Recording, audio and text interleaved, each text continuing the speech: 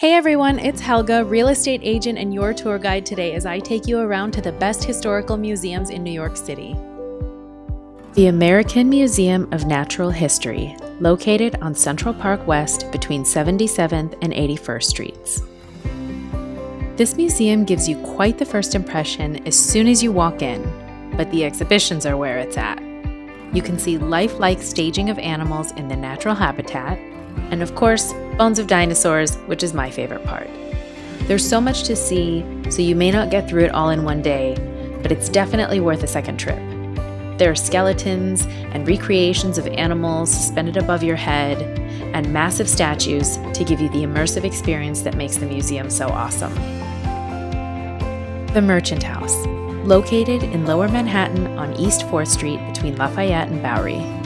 As soon as you walk into this seemingly inconspicuous building, you feel like you step back in time. My interior designer side was freaking out over the decor and all the details. My favorite part about the Merchant House is that not only do you learn about the history of the Treadwell family, you also get to walk around the supposedly haunted house.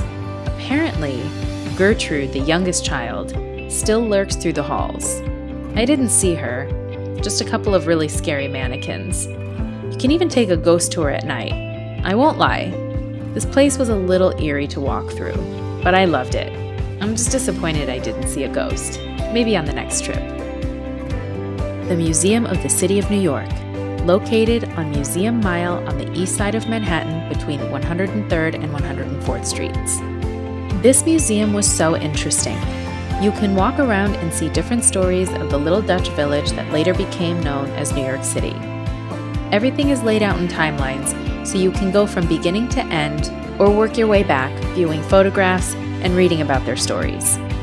There are so many interesting historical artifacts on display that help take you back in time and show you the different struggles people faced back then.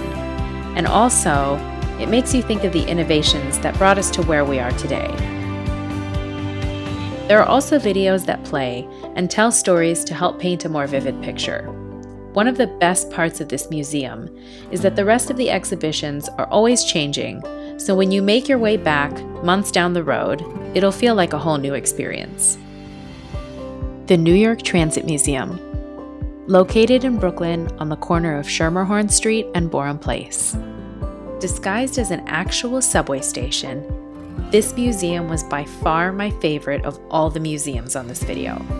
It's so interactive and fun. There's a hall of subway maps dating from when subways first started, and the museum is designed with materials actually used underground to make you feel like you're really in the subway as you look at old photos and artifacts from construction. They have so many cool things to experience.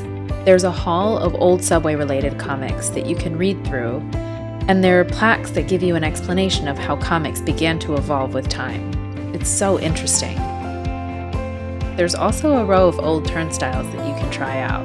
I really like those. I have to say though, my favorite part was in the basement where all the trains were located. It looks like a real station, and a bunch of subway cars from history are just parked down there for you to experience. It's pretty impressive how much things have changed. I had a total blast. You can walk in and out of the carts, sit down, touch things. I was like a kid in a candy store down there.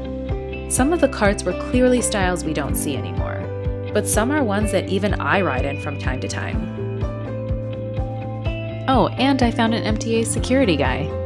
Anyway, I highly recommend this museum to anyone and everyone. It's so interesting and fun, and they even have a bus area where you can sit down and take pictures behind the wheel. So yeah, I had an awesome time.